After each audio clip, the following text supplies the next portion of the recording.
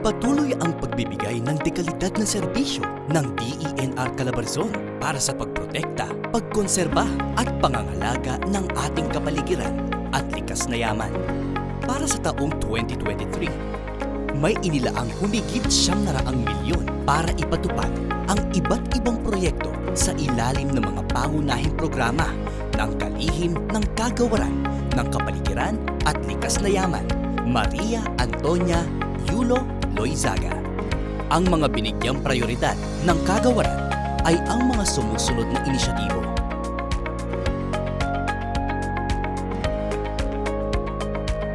Sa ilalim ng National Greening Program, mahigit 100,000 ektarya ng NGP plantation ang naitatag sa rehiyon sa tulong ng iba't ibang sektor at mga people's organization.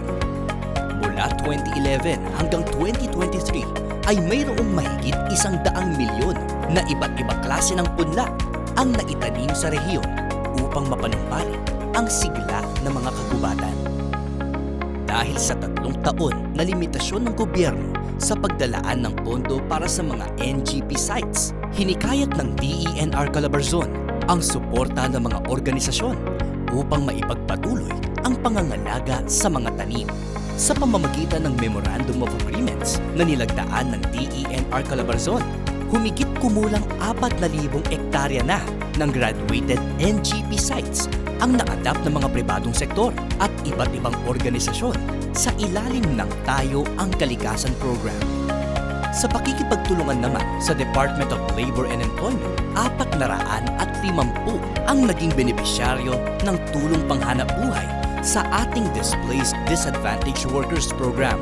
Sila ang naging katuwang ng ahensya sa pagpapatupad ng iba't ibang aktibidad sa nurseries, wildlife rescue center, at mga field offices ng rehiyon. Kalakip nito ay mayroong 77 individual mula sa komunidad ang nabigyan ng trabaho bilang forest protection officers. Sa kabuuan ay mayroong mahigit 9,000 kilometro ang napatrolya ng mga FPOs upang tugunan ang mga iligal na pagtotroso, pangangaso, panghuhuli at pagpapalitan ng mga buhay ilang. Ngayong taon, nakumpiska ang mga sumusunod. Matatandaan na noong 2022 ay mahigit 200 show cause orders ang inisyu ng DENR Calabarzon sa mga istruktura sa kahabaan ng Marilake Highway na siyang napapaloob sa 3 protected areas. Ngayong 2023 ay binalikan ang mga lugar na hindi pa nai-isyuhan ng SCOs. Sa kabuuan ay mahigit 1,000 SCOs ang na-issue ng DENR Calabarzon sa tulong ng iba't ibang ahensya ng pamahalaan. Sa kabilang banda, layunin ng community-based forest management ang pagsulong sa likas kayang pamamahala ng mga kagubatan sa tulong ng mga lokal na organisasyon sa komunidad. Sa kasalukuyan ay mayroong 49 na people's organizations ang natulungan ng DENR Calabarzon sa ilalim ng CBFM. Noon ng Agosto ay isinagawa ang multi-stakeholder consultation upang buuin ang Regional Action and Communication Plan para sa 2023 hanggang 2032. Sa kabuuan ay may 26 na pinangangalaga ang pook ang Calabarzon. 9 rito ay lehislado na at 17 ang nasa proseso upang mabilang sa mga lehisladong PAs. Bukod dito, mayroong 135 na kuweba ang naimbentaryo at nakalinya upang suriin sa Calabarzon. Mayroon ding 18 protected areas ang sumailalim sa Biodiversity Monitoring System upang subaybayan ang bilang ng samot-saring buhay sa rehiyon. Dagdag pa rito, may 3 bagong PAs na kasalukuyang nasa proseso upang mabilang sa mga lehisladong PAs na nagtatag ng kanilang BMS. Ayon sa resulta ng BMS, mayroong mga bagong species na natagpuan sa Buena Vista Protected Landscape at Polillo Watershed Forest Reserve. Sa taong ito, mayroong 374 na buhay ilang ang nasagip at nasa ilalim ng pangangalaga ng Regional Wildlife Rescue Center. Ang mga wildlife species na ito ay mula sa mga na-turn over ng mga concerned citizens na i-report sa hotline 8888 para ma-rescue at nakumpiska mula sa mga illegal wildlife traders. Dadaan ang mga species na ito sa rehabilitation program bago ibalik sa natural nitong habitat. Ngayong taon ay mayroong 38 buhay ilang ang nai-release sa mga protected areas. Patuloy ang DENR Calabarzon sa pag-update at pagpapanatili ng wildlife database at pagsumite ng quarterly status reports sa Biodiversity Management Bureau. Sa kasalukuyan ay mayroong 446 na buhay ilang ang nasa pangangalaga ng Regional Wildlife Rescue Center.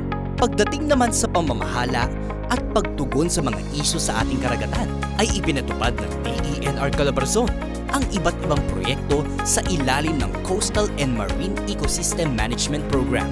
Ilan sa mga ito ay ang pagsasagawa ng mga aktibidad para sa mga sumusunod.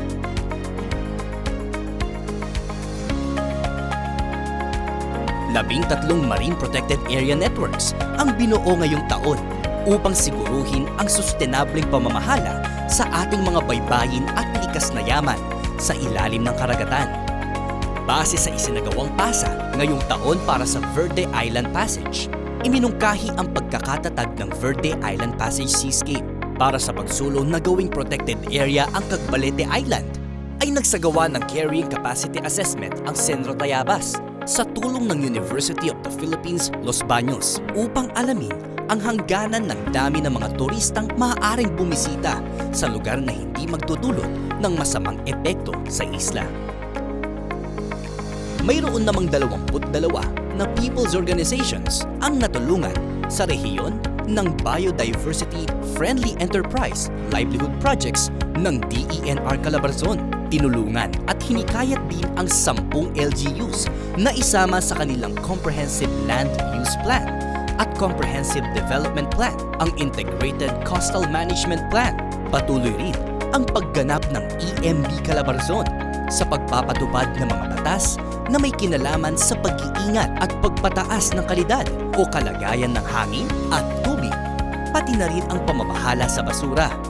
Ang EMB Calabarzon ay patuloy sa pagsasagawa at pagpapanatili ng Continuous Ambient Air Quality Monitoring Stations. Sa kasalukuyan, mayroong 5 gumaganang CAAQMS na matatagpuan sa Santa Rosa at Binyan, Laguna at Antipolo, Rizal at Calaca, Batangas. Isinusulong din ng ahensya ang Adopt an Air Quality Monitoring Station. Sa kasalukuyan ay may isang pribadong sektor na nais makilahok at magbigay ng suporta sa programa. Patuloy din ang operasyon at pagbibigay ng suporta ng EMB Calabarzon sa Macban Geothermal Airshed. Tinitipon ang mga data mula sa mga industriya na may Continuous Emission Monitoring at Continuous Opacity Monitoring System sa pamamagitan ng EMB4A Data Center sa EMB Regional Office na siyang nagpapadala ng real-time na data sa data center.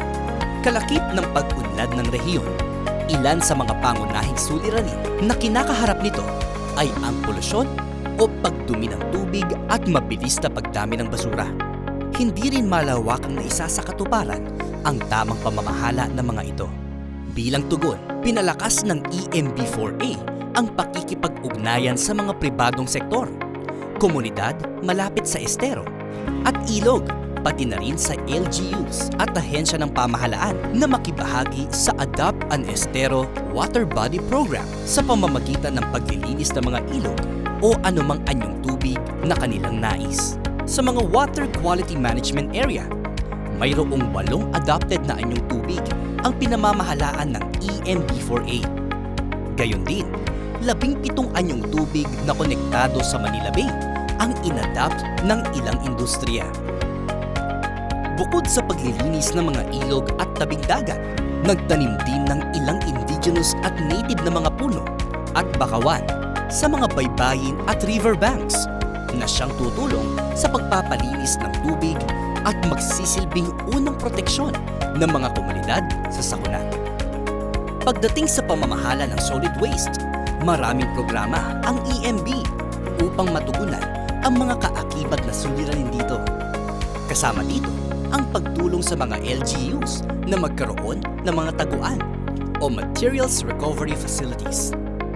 Tumulong din ng EMB sa mga lokal na pamahalaan upang maayos na maipasara at mailagay sa maayos na kalagayan ang mga open dump sites, maging ang mga controlled dump facilities upang magkaroon ng mas mainam na plano at direksyon ang mga lokal na pamahalaan tungkol sa pagsasaayos ng basura. Tumulong din ng EMB sa pagbalangkas ng kanilang 10-year solid waste management plans upang higit na mapangasiwaan ang mga nabubulok na basura. Nagbigay din ang EMB ng mga kagamitan tulad ng composter sets at biogas digester.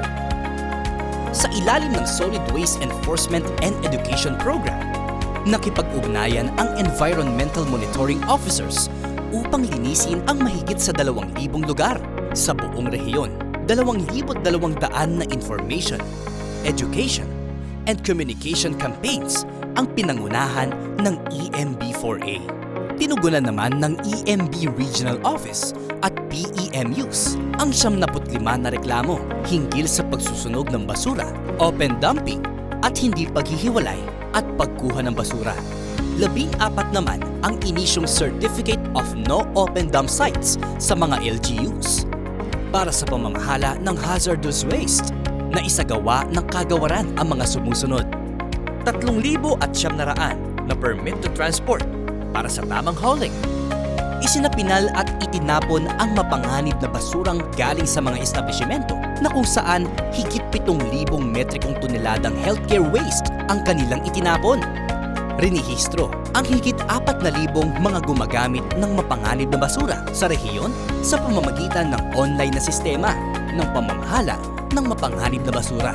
Inaprubahan ang pagpapalawig ng pagpapalabas ng special permit para sa transportasyon noong ika-7 ng Nobyembre 2023 na limitado sa Center for Health Development, Regional Offices, PARMM-MOH at mga Provincial Health Offices na ibinigay ng DOH.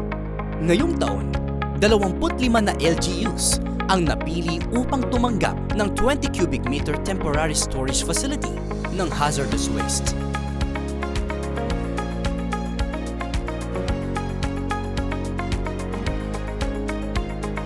Ngayong taon, upang mapaigting ang tamang treatment and disposal ng hazardous waste sa rehiyon ng Calabarzon, ang EMB4A ay nakapag-monitor ng 41 treatment, storage, and disposal facilities at 57 hazardous waste transporters upang tiyakin ang kanilang compliance sa batas na ipinapatupad ng ahensya.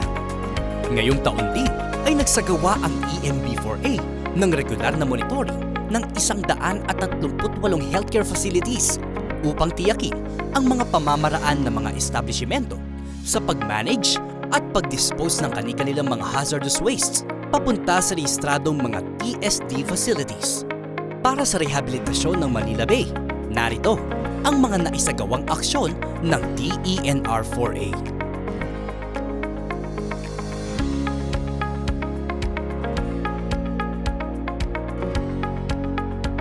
Dagdag pa riyan, 2,600 na establishmento ang namonitor ng EMB4A Manila Bay Unit, kung saan 719 rito ang inirekomendang maisyuhan ng Notices of Violation. May mga programa rin gaya ng bioremediation ay naglalayong pagandahin at buhayin ulit ang mga katubigan ng mga ilog, kung saan nagsasagawa ng paglalagay ng bokashi balls at EM solutions sa mga ilog sa lugar ng Bacoor, Dasmariñas, Silang, Naik, Trece at Kawit. Kinakitaan ng magandang resulta ang Bacoor Eco Park, kung saan bahagyang bumaba ang fecal coliform nito ayon sa pagsusuri. Mayroong ding pagtulong sa pagpapatupad ng Septage Management Ordinance. Patuloy rin ang pagmonitor sa kalidad ng tubig sa 17 baybayin at 11 ilog na konektado sa Manila Bay. 12 trash trap ang inilagay sa mga stratehikong lugar sa Imus, Bacoor, Noveleta, Dasmariñas. May 4 na cleanup sa mga baybayin at ilog ang pinasiyaan. Nagsagawa rin ng iba't ibang capacity building activities para sa mga stakeholders ng Manila Bay, gayon din sa mga pollution control officers sa rehiyon. Noong Hulyo ay pinangunahan ng EMB4A ang 2023 Environmental Summit kung saan may 37 LGUs at pribadong sektor ang kinilala ng ahensya sa kanilang natatanging kontribusyon sa pagprotekta ng kalikasan. Sa pamamagitan ng Mines and Geosciences Bureau, 4A, mayroong 73 mining contract permits ang namonitor alinsunod sa Integrated Safety, Health, Environment, and Social Program bilang tugon sa mga reklamo hinggil sa iligal na pagmimina o quarry. Mayroong 39 na investigasyon ang isinagawa ng MGB na nagresulta sa pag-isyo ng 36 na cease and desist orders sa mga violators. 5 lokal na pamahalaan ang natulungan ng MGB sa pamamagitan ng IEC campaigns upang ihanda ang mga komunidad sa mga epekto ng pagbabago ng klima. Dagdag pa rito, mayroong 10 munisipalidad ang sumailalim sa Vulnerability and Risk Assessment Program. Noong ika-28 hanggang 29 ng Nobyembre, isinagawa ng MGB Calabarzon ang Mine Rehabilitation Fund Committee Regional Mining Summit 2023 and Orientation on Mine Safety and Health, Environment and Social Development Management na siyang dinaluhan ng halos 200 partisipante mula sa 100 at 20 na kumpanya sa rehiyon. Ngayong 2023, mayroong mahigit 1,000 na titulo sa ilalim ng Residential Free Patent at halos 1,700 titulo sa ilalim ng Agricultural Free Patent ang naigawad sa mga aplikante. Pinaigting naman ng rehiyon ang serbisyo nito ukol sa pagtititulo ng lupa sa pamamagitan ng Memorandum of Partnership Agreements para sa Rapid Land Tenure Appraisal na nilagdaan ngayong taon, katuwang ang mga LGUs. Layunin nitong maghatid ng mabilis na serbisyo sa pagpapatitulo ng lupa sa tulong ng lokal na pamahalaan sa epektibong implementasyon ng inspection, verification at approval ng survey gamit ang Land Administration and Management System o LAMS. Mayroong 8,475 na survey plans ang naaprubahan sa taong ito. Tinitiyak din ng mga PENROS at SENROS ang epektibong pagpapatupad ng public land application. Ngayong 2023 ay mayroong mahigit 9,000 na bagong survey plans ang nascan ng rehiyon upang madaling mabalikan at ma-recover ang mga datos. Aktibong nakikipag-ugnayan ang DENR Calabarzon sa mga pribadong individual sa pamamagitan ng Hotline 8888. Sa kabuuan ay mayroong 434 na reklamo ang natugunan at nabigyan ng agarang aksyon ng ahensya. Patuloy rin ang mga konsultasyon sa iba't ibang lokal na pamahalaan sa rehiyon, partikular na sa lalawigan ng Rizal para sa pagpapatupad ng Project Transform. Hangad ng programang ito na hikayatin ang pakikilahok ng iba't ibang sektor ng lipunan sa implementasyon ng mga programang tutugon sa kahirapan, kakayahan ng komunidad na makabangon sa gitna ng mga sakuna, at pagsulong sa public-private partnership, kaugnay ng mga pinutol na puno sa kahabaan ng SLEX. Nakipagtulungan ang DENR Calabarzon sa pangunguna ng Penro Laguna sa Binyan, Laguna LGU upang gawing upuan ang mga kahoy. Ang mga upuan ay formal na ibinigay sa DepEd noong Oktubre sa pangunguna ni Sekretary Yulo Loizaga. Binilin din ng kalihim na paigtingin ang kolaborasyon sa mga pribadong sektor na siyang makakatulong upang mas mapaganda ang mga programa ng ahensya. Noon ngang Pebrero, pinangunahan ng DENR Calabarzon ang pagsasagawa ng 4th Philippine Environment Summit, katuwang ang Green Convergence for Safe Food, Healthy Environment, and Sustainable Economy. Humigit 1,000 representante mula sa pribado at pampublikong sektor ang nagpulong-pulong upang talakayin at tugunan ang climate emergency. Upang itaas ang antas ng kamalayan ng mga kabataan sa Calabarzon sa iba't ibang isyu sa kalikasan, idinaos ang ika-4 na Camp Hike Plant sa Mount Banahaw San Cristobal Protected Landscape kung saan sumailalim ang mga piling sangguniang kabataan at mga mag-aaral sa mga environmental lectures, Amazing Race, Spoken Word Poetry Contest, IEC Action Planning, at Tree Binigyang halaga rin ng rehiyon ang pagpapalakas sa kakayahan ng mga empleyado upang mapataas ang antas ng serbisyong inihahatid nila sa publiko. Sumailalim sila sa iba't ibang mga pagsasanay gaya na lamang ng